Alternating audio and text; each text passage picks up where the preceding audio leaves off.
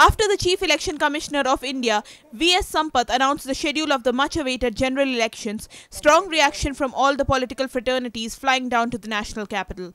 On Wednesday, CPI Politburo member SitaramYechury expressed his displeasure for the almost 2 months-long duration of the election, which will take place in 9 phases.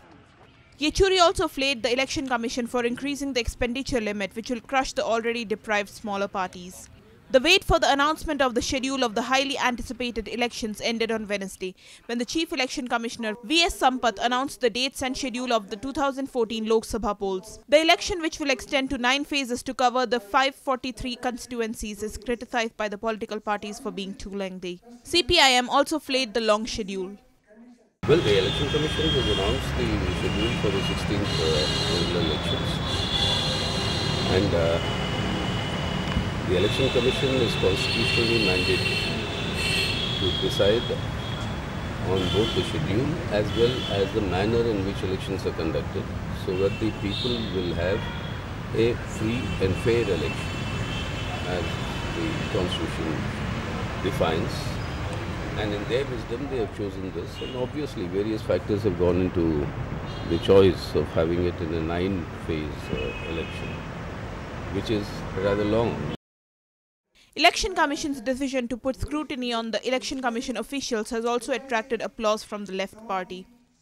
It has also made announcements in terms of the deployment of observers and given out, I think, an extremely strict warning to the officials that they'll have to ensure free and fair elections, and that is that they should not in any way be subjected to undue pressures, which is very important. We hope that the Election Commission will have some teeth in implementing. Expressing his displeasure, Politburo member SitaramYechury heavily criticized the increase in the expenditure limit.